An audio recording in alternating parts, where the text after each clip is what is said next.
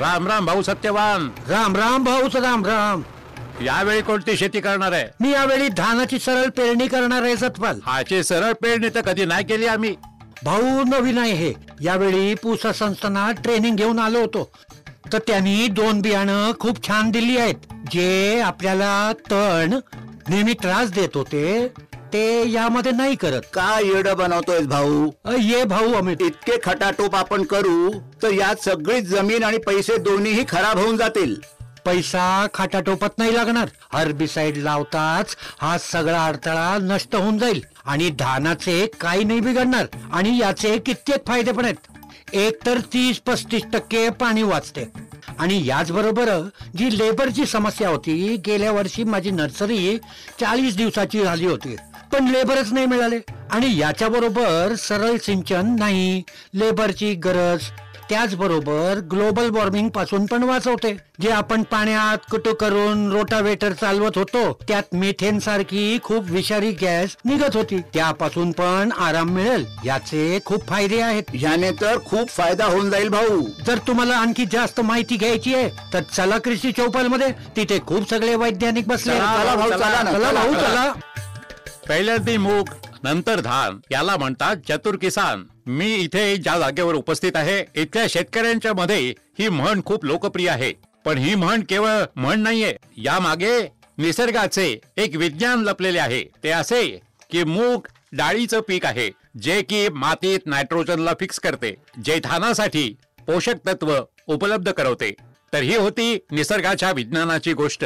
पण शेतकरी कमी खर्चात कशी वाढवेल मिळकत, याचे काय आहे विज्ञान, हे समजून घेऊ. स्वागत आहे आपले कृषी चौपाल मध्ये. आपल्या बरोबर मी आहे भुवन शर्मा. कृषी चौपाल मध्ये आज गोष्टी होतील खरीप पिकांच्या. त्यावर येण्यापूर्वी आपण एक गोष्ट करूया, एक जरुरी, जी केंद्र सरकारच्या मोहिमेशी जोडलेली आहे. हे देशव्यापी अभियान शेतकऱ्यांसाठी चालवले गेले आहे. विकसित कृषी संकल्प अभियान याला नाव दिले गेले आहे. उद्देश, ध्येय हेच की शेतकऱ्यांपर्यंत कृषीचे आधुनिक तंत्र पोहोचावे, त्यांच्या शेतात बागायतीपर्यंत त्यांच्या समस्यांवर वैज्ञानिक समाधान पोहोचावे. आणि मनोरंजक गोष्ट आहे की आपला कार्यक्रम याच उद्देशाबरोबर पुढे जात आहे. आणि म्हणू शकता की आता आपण पण या अभियानाचा भाग बनलो आहे. या संवादापासून या अभियानाची सुरुवात करूया. सगळ्यात पहिल्यांदा आपल्याला सांगतो की आपल्या बरोबर या चौपालचा भाग बनत आहेत या देशाचे प्रसिद्ध वैज्ञानिक, दूरवरून आलेले आपले शेतकरी बंधू भगिनी. तर एकदा जोरदार टाळ्या आपल्या सर्वांसाठी. या कार्यक्रमाची सुरुवात डॉक्टर CH श्रीनिवास रावजी आमच्या बरोबर आहेत, जे भारतीय कृषी अनुसंधान संस्थानाचे निर्देशक आहेत. खूप स्वागत आहे आपले. डॉक्टर रवींद्रनाथ पडारिया साहेब आहेत, आपण संयुक्त निर्देशक आहेत. आपल्या बरोबर डॉक्टर संजय सिंग राठोड आहेत. याशिवाय डॉक्टर गोपाल कृष्णन आहेत, जे की अध्यक्ष आहेत अनुवंशिकीमध्ये. आपल्या बरोबर डॉक्टर अनंता वशिष्ठ जी आहेत, आपण प्रधान वैज्ञानिक आहेत. आणि याशिवाय डॉक्टर PS ब्रह्मानंद जी आहेत, प्रोजेक्ट डायरेक्टर आहेत WICIARI. आपले खूप स्वागत आहे. तर प्रश्न उत्तराच्या कार्याला पुढे देऊया. जेव्हा जून मध्ये पहिल्या पावसात दिसते तेव्हा सुरू होते खरीप पिकाची यात्रा. धान, मक्का, बाजरी, कापूस, ऊस, मूग ही पिकं केवळ आपल्या जेवणाचे ताटच सजवत नाही, तर देशाची अर्थव्यवस्था आणि शेतकऱ्यांची जीविका याचा आधार पण बनतात. याच खरीप सीझनला आणखीन अधिक वैज्ञानिक, टिकाऊ आणि लाभदायक बनवण्यासाठी भारत सरकारने सुरू केले होते कृषी संकल्प अभियान. हे विशेष अभियान 12 जून पर्यंत देशभरात चालवले गेले. त्याचा उद्देश होता शेतकऱ्यांना खरीप पिकांची वैज्ञानिक पेरणी आणि प्रगत तंत्रज्ञान आणि सरकारी योजनांची माहिती देणे. प्रत्येक जिल्हा, प्रत्येक गावात कृषी विभाग, कृषी विज्ञान आणि देशभरातील सुप्रसिद्ध कृषी वैज्ञानिक एकत्र झाले. एक पक्का संकल्प याबरोबर. त्याचा उद्देश उत्तम उत्पाद, कमी खर्च आणि सशक्त शेतकरी बनवणे होता. तर या वक्षित कृषी संकल्प अभियानाचा अर्थ असा आहे की शास्त्रज्ञांनी प्रयोगशाळेतून बाहेर पडून गावातील शेतकऱ्यांमध्ये बसावे आणि तुम्हाला सांगावे की ही माती अशी आहे, त्यात खूप पोटॅश आहे, त्यात खूप सेंद्रिय कार्बन आहे, त्यात खूप नायट्रोजन आहे, म्हणून ही बियाणे लावा, हे शेतकऱ्यांना सांगितलं पाहिजे. कृषी संकल्प अभियान एक सुरुवात आहे आत्मनिर्भर भारताच्या त्या स्वप्नांची. त्यात शेतकरी केवळ अन्नदाता नाही, तर उलट निर्णयकर्ता पण बनावा. ज्याने तो केवळ हवामान बाजाराशी लढणारा नाही, तर उलट स्वतः निर्णय घेण्यात समर्थ व्हावा. भारत सरकारचा हा पुढाकार एक समृद्ध, स्वावलंबी आणि आधुनिक भारताच्या शेतीचा संकेत देते. खरीप पिकांची ही यात्रा आता वैज्ञानिक विचार, डिजिटल साधनं आणि सतत शेतीच्या नव्या मार्गावर आहे. 29 मे ते 12 जून 700 पेक्षा जास्त जिल्हे या अभियान क्षेत्रात आले आहे आणि शेतकऱ्यांपर्यंत वैज्ञानिकांची पोहोच आहे आणि त्यांच्या समस्येवर वैज्ञानिक समाधान पोहोचले आहे. या अभियानाच्या यशावर पण आपण बोलू. शेती कशी स्मार्ट व्हावी, खर्च होईल कमी, उत्पादन आणि मिळकत व्हावी जास्त, यावर पण बोलू. अगदी बारकाईने प्रश्न उत्तर होतील. तर चला सुरुवात करूया डॉक्टर श्रीनिवास यांच्यापासून. सर, पहिला प्रश्न तर या अभियानाच्या यशाबाबत आहे. एक राष्ट्रव्यापी अभियान शेतकऱ्यांसाठी डेडिकेटेडली केंद्र सरकारने सुरू केले. याचे किती यश आपण यात पाहता आणि या अभियानाच्या काळात ज्या तंत्रज्ञानाच्या गोष्टी झाल्या आहेत, खरीप पिकाची आपण गोष्ट करायची, कारण त्यावरच आपण आज कृषी चौपाल करत आहोत, तर त्यासाठी किती मदतगार आहे हे तंत्रज्ञान? आम्ही कमीत कमी 1.5 कोटींचा जो शेतकरी आहे त्यांच्या संपर्क योजनेत सामील केले. 700 जिल्ह्यात आमचे हे डिस्कशन झाले होते.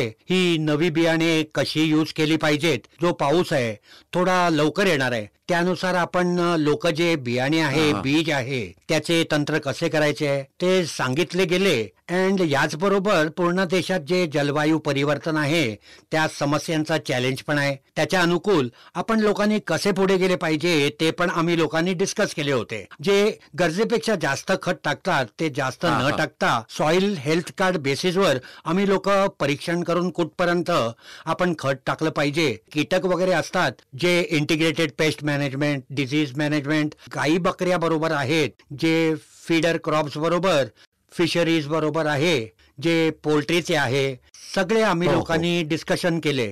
या अभियानाचे यश आपण शेतकऱ्यांकडून पण जाणून घेऊ. डॉक्टर रवींद्रनाथ पडारिया, माझा एक प्रश्न आहे, कोणती नवी पिकं आहेत जे जास्त उत्पादन पण देऊ शकतात आणि जास्त नफा पण, याबाबत आपण काय सांगाल? खूप चांगला प्रश्न आपण केलात. आणि जसा खरीप हवामान येते शेतकऱ्यांच्या चिंता वाढतात आणि विशेष करून हवामान परिवर्तनमुळे. मी सगळ्या शेतकरी बंधूंना हेच निवेदन करीन की जेव्हा पिकाची प्रजाती किंवा पिकाची निवड कराल तर हे जरूर लक्षात ठेवा की पावसाच्या संबंधित काय सूचना उपलब्ध होत आहेत. आपण लोकांनी आपली पहिली नजर ठेवली पाहिजे. वेगवेगळ्या माध्यमांनी माहिती मिळवली पाहिजे की हवामानाच्या आधारावर, पावसाच्या आधारावर काय होणार आहे, म्हणजे आपण ते पीक, त्या प्रजातीची निवड करू. हे पण पाहायला पाहिजे की कोणत्या मातीत कोणती प्रजाती चांगली राहील. कुठे हलकी माती आहे, कुठे भारी माती आहे, मातीचा आपला काय आधार आहे, पाणी कसे आपल्याकडे उपलब्ध आहे, पाऊस कसा होणार आहे, या प्रजाती आपण लक्षात ठेवल्या पाहिजेत. तर सरळ आता शेतकऱ्यांकडे जाऊया. त्यांचे पण बरेच प्रश्न आहेत. डॉक्टर, आपल्या बरोबर शेतकरी आहेत सतपाल ढाकरा, विचारा आपला प्रश्न. एक जी आमची समस्या आहे, जी शेतकऱ्यांची एका बियाणाचे उत्पादन एका प्रकारचे जे चांगले उत्पादन देते, दुसऱ्या शेतात ते चांगले उत्पादन देऊ शकत नाही. तर माझा प्रश्न आहे, जे खरीपसाठी बियाणे आहे ते आपण कसे निवडायचे आणि यासाठी आपण काय सावधगिरी बाळगायची? माती आणि जलवायू पाहता बियाणाची निवड कशी करायची? डॉक्टर गोपाल कृष्णजी, आपण याचे उत्तर द्या. उत्तम बियाणे म्हणजे सर्टिफाईड सीड्स, प्रमाणित बियाणे, जसे ICAR इन्स्टिट्यूट आहे, स्टेट ऍग्रिकल्चर युनिव्हर्सिटीज आहेत, त्यांच्याकडून आपण बियाणे घेतली पाहिजेत आणि हेच चांगले मूल्य आहे प्रोडक्शनसाठी. कमी मान्सून आला तरी पण जास्त खरीप पीक मिळू शकेल आणि जास्त मध्ये पण हे कसे केले जाऊ शकेल?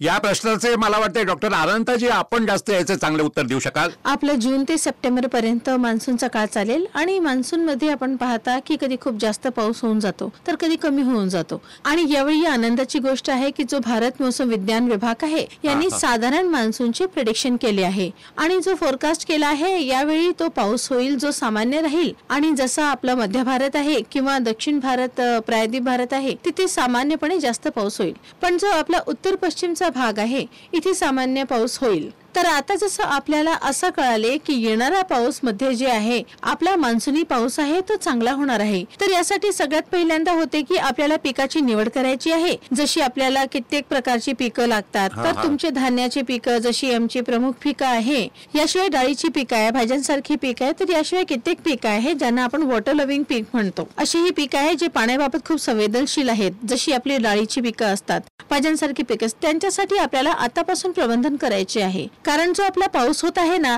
जो आपण पाहत आहोत, तर जलवायू परिवर्तनामुळे हवामानात खूप विविधता येत आहे. आम्ही म्हणालो की मान्सूनी पाऊस तर खूप सामान्य झाला, पण याचे वाटप कसे होईल? कित्येक वेळा आपण पाहतो की जो पाऊस आहे तो 3 ते 4 दिवस होणार आहे, तो पाऊस आपला 1 ते 2 दिवसातच होऊन जातो. कित्येक वेळा तर 4-5 तासातच पडून जातो.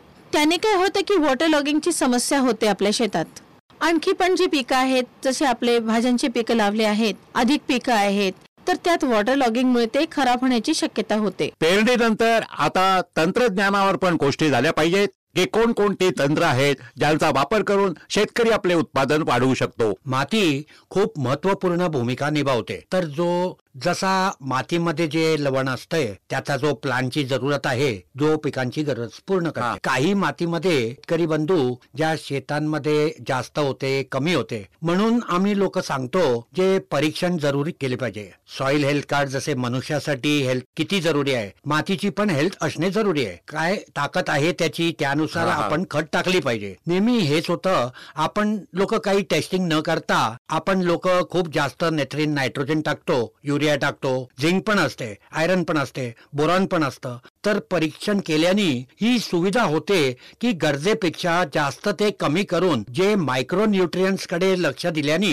पूर्ण संतुलित होते. न्यूट्रिशन अँड पीक म्हणजे आपले यील्ड पण जास्त वाढेल आणि त्याचबरोबर न्यूट्रिशन पण वाढेल. जर खतात आपले जे न्यूट्रिशन आहे तर आपण खाण्याच्या फळात पण हे भात मध्ये पण हेच आहे. डॉक्टर देवाशिष मंडलजी, एक प्रश्न मृदा स्वास्थ्य कार्ड बाबत पण आहे. याचा उपयोग कशा प्रकारे केला पाहिजे आणि जिथे उर्वरकाची गोष्ट आहे, उर्वरकाचा संतुलित उपयोग कसा करावा? तर शेतकऱ्यांना कित्येक शेतकरी आहेत ज्यांना प्रश्नाचे उत्तर मिळून जाईल. हे पहा, मृदा स्वास्थ्य कार्ड एक खूपच महत्वपूर्ण विषय आहे. मला आशा आहे की शेतकरी मृदा स्वास्थ्य कार्ड याबद्दल चांगल्या प्रकारे जाणत असतील, कारण की आतापर्यंत 2.5 कोटी मृदा स्वास्थ्य कार्ड वाटली गेली आहेत. तर यात आपल्याला जवळजवळ 12 जे पॅरामीटर्स आहेत त्याला आपण मापदंड म्हणतो, त्याची माहिती आपल्याला मिळते. जसं त्यात पीएच आहे, ईसी आहे, जैविक कार्बनचे प्रमाण उपलब्ध, नायट्रोजन उपलब्ध, फॉस्फोरस उपलब्ध, potassium, zinc, iron, copper, manganese, boron आणि सल्फर ह्या 12 पॅरामीटर्सची माहिती आपल्याला मिळते.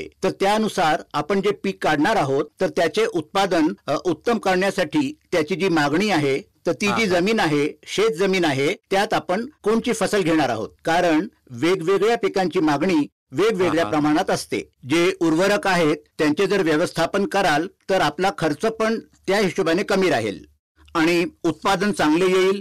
आणि दुसरे असे की जे पर्यावरण आहे त्याचा जो नकारात्मक प्रभाव आहे तो पण खूप कमी होतो. ठीक आहे, मोसम पूर्वानुमानाबाबत मी बोलतो तर डॉक्टर अनंताजी, आपल्याला एक प्रश्न आहे जो कीड रोग नियंत्रण आहे. याकरता ऍडव्हान्स मध्ये कोणती योजना बनवली जाऊ शकते, कोणती अग्रिम योजना बनवली जाऊ शकते, आणि जर याचे उत्तर हो आहे तर शेतकरी बंधू कसे स्वीकारू शकतात यावर थोडं काही सांगा. हो, जसे की आपण म्हणालात की 4 फोनिंग मॉडेल असतात आणि त्यासाठी तर आमच्या संस्थेने वनिता मॉडेल बनवले आहे. आणि जसे की हवामानाची आर्द्रता असते आणि तापमान असतो, तर याचा कीड आणि आजार आल्यावर याचा खूप आपण म्हणू शकतो की सकारात्मकरित्या तपशील आहे. तर यासाठी आमच्या संस्थानाने किंवा आपल्या भारतीय अनुसंधान संस्थानाशी आणखी पण जे आपले रिसर्च इन्स्टिट्यूट आहे त्यांनी कित्येक 4 मॉर्निंग मॉडेल डेव्हलप केले आहे, जे मोसम आधारित आहे. कधी ऊन पडतं, संध्याकाळपर्यंत आपण पाहता पाऊस येऊ लागतो, तर कित्येक वेळा आपण पाहता पिकात कीटक आहेत किंवा आजार आहे आणि आपण जाऊन फवारणी केली. आपण पाहिले की मोसम चांगलं उघडलं आहे आणि फवारणी केली ती, आणि संध्याकाळच्या वेळी पुन्हा पाऊस आला, तर आपले जे कीटकनाशक असते किंवा आपण जी फवारणी केली असते ती सगळी आपल्या पाण्याने धुवून जाईल, पावसाच्या पाण्याने वाहून जाईल.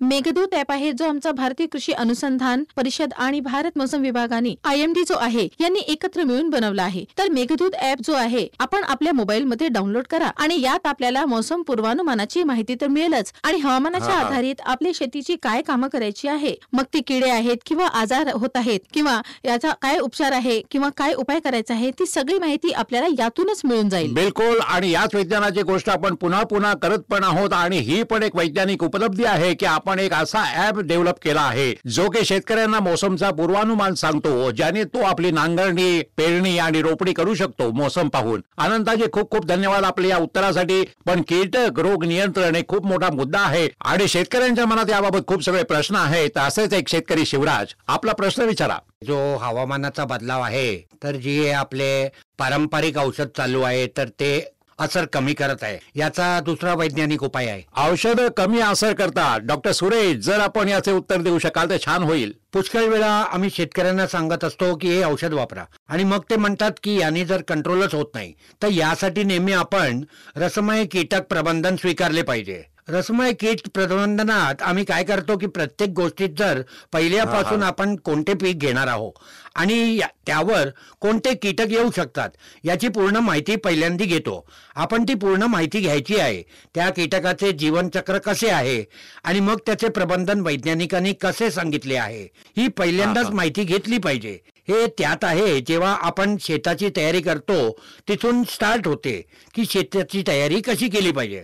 मग कोणते कीटक विरोधी प्रकार आहेत ते वापरू शकता. मग फर्टिलायझरची जी पुष्कळ वेळाची झाली आहे चर्चा झाली पाहिजे. जर आपण नायट्रोजनची फर्टिलायझर पर्टिक्युलर जर आपण जास्त वापर कराल तर कीटक आणि रोगाचा प्रकोप जास्त होईल, हे नेहमी लक्षात ठेवले पाहिजे. आणि त्यानंतर खूप सगळी जैविक औषधं उपलब्ध आहेत मार्केटमध्ये, जसं की बसेरस थरंजस बीटी आहे, ब्युवेरिया बेसियन आहे, मेटरिजियम 3 सोकलिया. तर आपले कोणते पीक आहे आणि कोणते कीटक आहेत हे पाहून ते वापरले पाहिजे. समजा इतकी सगळी केअर घेतल्यावर पण जर कीटक येतो आहे तर आपण हे म्हणतो की त्याचा एक इकॉनॉमी थ्रेशोल्ड लेवल असते. जसे की आपले आता छान आहे तर धानात पिवळट छेड आहेत, त्याचा जर 2.5% जरी लॉस झाला, 100 मधून 5 प्लांट मध्ये जर तो लागला आहे तर आपण इन्सेक्टिसाइडचा स्प्रे केला पाहिजे, नाहीतर तो नंतर नुकसान जास्त करेल. तर त्या केसमध्ये मग आपण हे पाहायचे आहे की कोणते औषध थोडे नवे आले आहे, कारण की नवीन औषध थोड्या अशा प्रकारात बनवली गेली आहे की पाऊस जरी पडला किंवा जास्त ऊन जरी पडले तर त्याचा जो प्रभाव आहे तो जास्त दिवस पर्यंत राहतो. एक आणखीन शेतकरी बलजीत आपल्या बरोबर आहेत. बलजीत आर्या, आपला प्रश्न विचारा. दुष्काळ किंवा पुरासारखे संकट अशा स्थितीत खरीप पिकाच्या रक्षणासाठी आकस्मिक काय उपाय केले पाहिजे?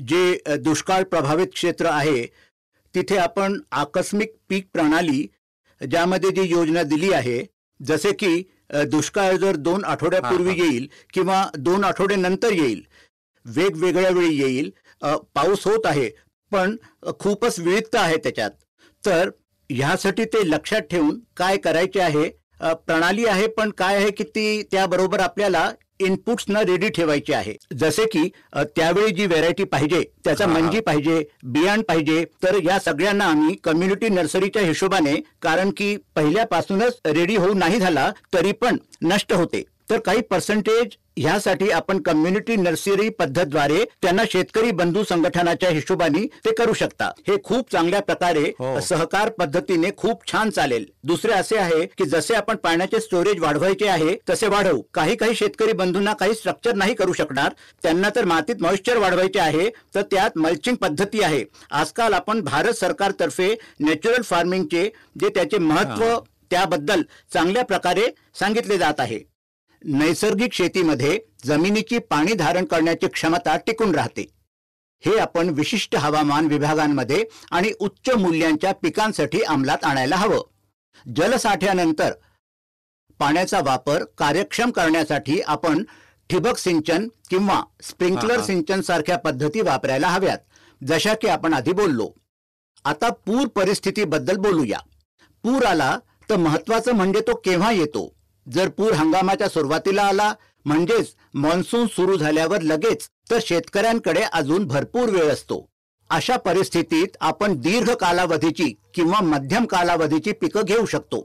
उदाहरणार्थ जर आपण धानाबद्दल बोललो तर जर पूर हंगामाच्या मधल्या टप्प्यात आला तर धान वाचणार नाही आणि मग आपल्याला दुसरे पिकं घ्यावी लागतील, जसं की कडधान्य किंवा तेलबिया. अशा वेळी पीक विविधता लक्षात घेऊन कमी पाण्याची गरज असलेली पिकं निवडावी लागतील. अजून एक मुद्दा म्हणजे अचानक येणारे पूर, म्हणजेच फ्लॅश फ्लड्स. भारतात अनेक ठिकाणी हे अचानक येतात. अशा वेळी ICAR संस्थेने विकसित केलेल्या स्वर्ण सब-1 सारख्या जाती चांगले परिणाम दाखवतात. पण ज्या भागांमध्ये पाण्याची पातळी हळूहळू वाढते, जसं की बिहार, पूर्व उत्तर प्रदेश, ओडिशा आणि पश्चिम बंगाल, अशा ठिकाणी स्थानिक जाती उपयुक्त ठरतात. उदाहरणार्थ पश्चिम बंगाल आणि ओडिशामध्ये वर्षाधन, दुर्गा आणि पॉली अशा जाती उपलब्ध आहेत ज्यांचा विचार केला पाहिजे. खूप छान प्रकारे आपण सांगितलं डॉक्टर साहेब. अजून शेतकऱ्यांचे प्रश्न घेऊया. यात पुढे जाऊ. रवींद्र ठकराल आपल्या बरोबर आहेत, एक शेतकरी आहेत. आपला प्रश्न विचारा. नमस्कार जी, माझा प्रश्न आहे, खरीप पिकात जे कीटक आणि जे आजार आहेत त्यात सगळ्यात जास्त नुकसान कोणता आजार पोहोचवतो आणि त्याला लवकर कसे ओळखू शकतो ज्याने आपल्याला कमीत कमी नुकसान होईल? जे किडे जसे आपल्या धानाचा तणाछेदक आहे, वांग्याचा फलीछेदक आहे, टोमॅटोचा फुल्लीछेदक आहे, या किड्यांचे जे फिरोमोन ट्रॅप्स आहेत जे जवळच्या मार्केटमध्ये अवेलेबल आहे, तर त्याचे 5 ते 8 ट्रॅप्स प्रति हेक्टरच्या हिशोबाने जर आपण लावाल, जसे कीटक येणे सुरू होईल आपल्या फील्डमध्ये तसे आपल्याला कळून जाईल. त्यांनी कीटकांचे जे ॲडल्ट आहेत, ॲडल्ट मॉथ्स आहेत, ते त्यात अडकतील. तर त्यांनी आपल्याला कळून जाईल की इन्सेक्टची ऍक्टिव्हिटी सुरू झाली आहे, स्टार्ट झाली आहे. आता आपल्याला तयार राहायचे आहे त्याच्या मॅनेजमेंटसाठी. तर त्या केसमध्ये जिथे फ्युरोमोन ट्रॅप्स अवेलेबल नाही आहेत त्यात आपण स्वतः पाहणी करावी लागते आणि मॅनेजमेंट करावे लागेल. तर अशा प्रकारे जे जसे कीटक फ्युरोमोन ट्रॅप जवळ आहे, ज्या प्रकारे नाही आहेत तर त्या प्रकारे आपल्याला प्लॅनिंग करावी लागेल. कृषी चौपाल आपल्या शेवटच्या भागात आहे. कृषी वैज्ञानिक या सेगमेंटमध्ये आपल्या बरोबर जोडले आहेत. त्यांचे इंट्रोडक्शन, त्यांचा परिचय मी आपल्याशी करून देतो. आपल्या बरोबर डॉक्टर हरवीर सिंग आहेत. आपण प्रधान वैज्ञानिक आहेत, खूप स्वागत आहे आपले. याशिवाय डॉक्टर BS तोमर जी आहेत, आपण अध्यक्ष आहेत भाजीपाला विज्ञान, आणि डॉक्टर JPS डबास आपल्या बरोबर आहेत, आपण वैज्ञानिक आहेत. याशिवाय डॉक्टर रवींद्रनाथ पडारिया जी पण आहेत, आणि सर्व शेतकरी बंधू आपल्या बरोबर आहेत. आणि प्रश्न उत्तरांचा कार्यक्रम सुरू करू. एक प्रश्न आहे डॉक्टर हरवीर सिंग जी आपल्यासाठी. माझा हा राहील, जो शेतकरी शेतात मेहनत करतो त्यानंतर तो बाजारात पोहोचतो, तर जी एक सप्लाय चेन ज्याला आपण म्हणतो, पुरवठा साखळी, त्यात कसा खर्च कमी आणि नफा जास्त होईल याकरता शेतकऱ्यांनी काय पद्धत स्वीकारावी थोडे सांगा. जेव्हा बाजारातील अडचणींचा विचार होतो, विशेषतः खर्च कसा कमी करायचा हो, यावर विचार करताना सर्वात महत्वाचं आहे की पीक कापणी केल्यानंतर ते योग्य प्रकारे साठवावं, त्यातील आर्द्रता योग्य पातळीवर असावी. कापणी केल्यानंतर लगेच पीक बाजारात नेऊ नये. बाजारात जाण्यापूर्वी आपल्या शेजारच्या शेतकऱ्यांशी, जाणकार व्यापाऱ्यांशी चर्चा करा. आणि बऱ्याच काही गोष्टी ऑनलाईन उपलब्ध आहेत. एगमार्क नेट व ई-नॅम यासारख्या ऑनलाईन प्लॅटफॉर्मचा वापर करा. हे प्लॅटफॉर्म दररोजचे बाजारभाव दाखवतात. या माहितीच्या आधारे तुम्ही ठरवू शकता की पीक कधी, कोणत्या बाजारात आणि कोणत्या प्रमाणात न्यावं हे. आता माल बाजारात नेताना खर्च कसा कमी करायचा हे पाहू. एखादा शेतकरी एकट्याने जाण्याऐवजी जर शेतकऱ्यांनी गट तयार करून एकत्र माल नेला तर वाहतूक खर्च कमी होतो आणि एकूण प्रति युनिट खर्च घटतो. तसेच बाजारात पोचल्यानंतरही ई-नॅम यासारख्या प्रणालींचा वापर केल्यास आपल्याला ही माहिती मिळते की पीक कोणत्या भावाला विकायचं आणि कोणत्या भावाला विकू नये. डॉक्टर BL तोमर, एक प्रश्न माझा आपल्याला आहे. पीक विविधीकरणाबद्दल आपण बोलतो, जलवायू परिवर्तन पण चालू आहे, त्यावर पण आपण चर्चा केली. पण जे या मोसममध्ये, खरीप मोसमात पीक विविधीकरणाला कसे आपण प्रोत्साहन देऊ शकतो, म्हणजे शेतकऱ्याची मिळकत वाढेल. एकूण म्हणाल तर गोष्ट मिळकतीवर येऊन थांबते. तर यात मी आपल्या शेतकरी बंधूंना जे विशेष रूपाने गहू आणि धान या दिल्लीच्या जवळपासच्या क्षेत्रात किंवा दिल्लीच्या विशेष रूपाने मी गोष्ट करीन दिल्लीची, तर इथे पावसाच्या हवामानात धान आणि थंडीच्या मोसममध्ये गहू किंवा मोहरी किंवा काही क्षेत्रात भाजी पिकांची पण शेती आपले शेतकरी बंधू करत आहेत. आणि आवश्यकता आहे की हळूहळू आपल्या शेतीत पत्तीचा बदल आणण्याची गरज आहे. त्यात पानांच्या भाज्या, ज्या पावसाळ्याच्या मोसममध्ये आपले शेतकरी बंधू पालक आहे, पालेभाज्या उगवू शकतात, चांगला पैसा घेऊ शकतात, चवळी उगवू शकतात, आणि फुलकोबी आहे ती उगवली जाऊ शकते. त्याचा रिपोर्ट टाकण्याची वेळ आली आहे. त्यात पूषा, मेघना यासारख्या जातींना आपले शेतकरी बंधू निवडू शकतात.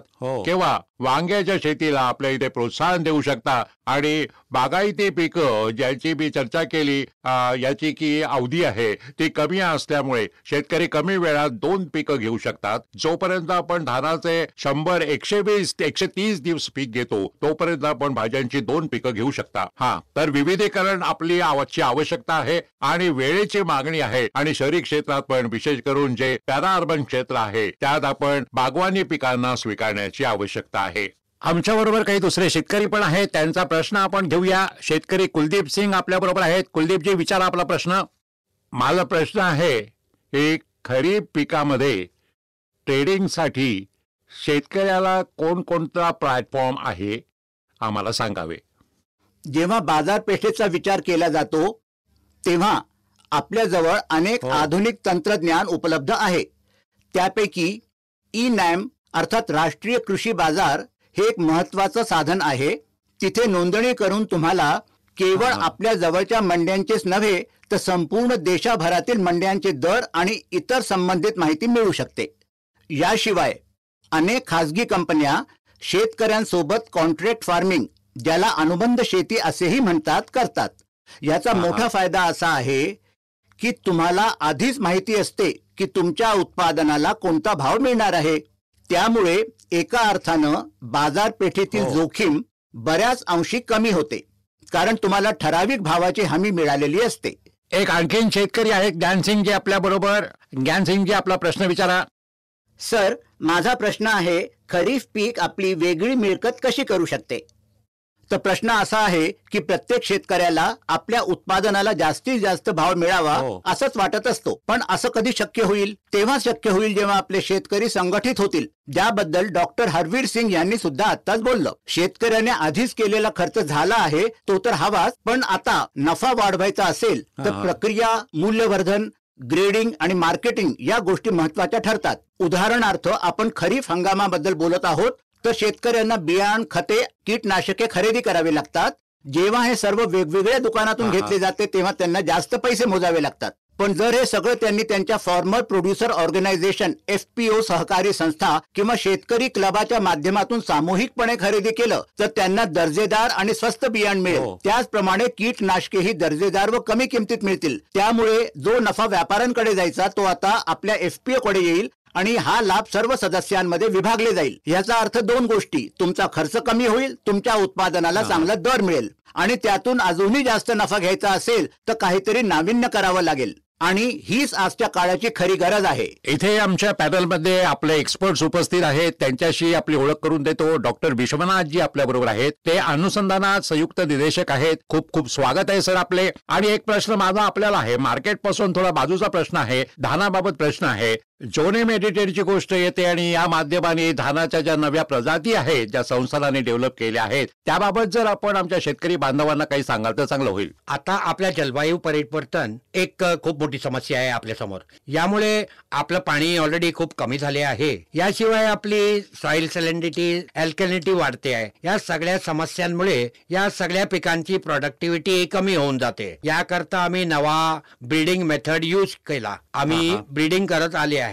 150 वर्षापासून ब्रीडिंग चालू आहे. त्यात ती जुनी मेथड आहे, त्यात जास्त वेळ लागतो. आता एक नवीन करण्यात आली, 15 वर्ष लागतील. आणि नव्या जाती बनवण्यास आता एक जिनोमेडिएट नावाचे एक नवी तंत्र आले आहे. या तंत्राला नोबेल प्राइज पण मिळाले. 2020 मध्ये नोबेल प्राइज मिळाले. ते तंत्र यूज करून आम्ही 2 प्रजाती ICR नी बनवले आहेत. या जाती आपले पूसा कृषी संस्थान नवी दिल्ली मध्ये बनवल्या. त्या जातींचे नाव आहे पूसा DST राईस 1. हे त्यात MTO 1010 करून एक जात आहे, त्यात सुधारणा करून बनवले आहे. ज्या जातीत आम्ही सॅलिनिटी टॉलरंट, अल्कॅलिनिटी टॉलरंट आणि ड्राउट टॉलरंट त्यात सुधारणा केली आहे. हे धान कमी पाण्यात उगू शकते आणि त्यात सलायनिटी, अल्कॅलिनिटी मध्ये पण उगवू शकतात. त्यात 10 ते 30% त्यात प्रोडक्टिव्हिटी आणि MTO 1010 चे कंपॅरिझन मध्ये जास्त प्रोडक्टिव्हिटी देतो. आणि दुसरी जाती आम्ही रिलीज केली, ही कमळा हे Indian Institute of Rice Research हैदराबादने रिलीज केली. हे संबा मसोरी म्हणून हे एक एक्सपोर्ट क्वालिटी धान आहे. त्याची सुधारणा करून बनवले आहे. याचा ग्रेन नंबर वाढलाय. एक पॉलीग्रॅम ग्रेन बनवतो आहे, 150 वर्षापासून त्यात 300 ग्रेन नंबर वाढत आहे. त्याच वेळी याचे ड्युरेशन कमी होते. 150 दिवसाचे 125 दिवस होऊन हे 25 दिवस कमी होऊन जातात. प्रोडक्टिव्हिटी 30% वाढून जाते, म्हणून पाण्याची गरजही कमी होऊन जाते. 3 ते 4 पाणी कमी देऊ शकता, आपली प्रोडक्टिव्हिटी 25% वाढते. म्हणून या दोन्ही जाती शेतकऱ्यांची प्रोडक्टिव्हिटी वाढवेल, त्यांनी त्यांची मिळकत पण वाढेल. हे नवे तंत्रज्ञानाने बनवले झाले ही जाती आहे. खूप खूप धन्यवाद डॉक्टर विश्वनाथजी, आपले ही माहिती शेअर केल्याबद्दल. सध्या कृषी चौपालच्या आजच्या एपिसोड मध्ये एवढेच. मला द्या आज्ञा. आपल्या सर्वांचे खूप खूप आभार. नमस्कार.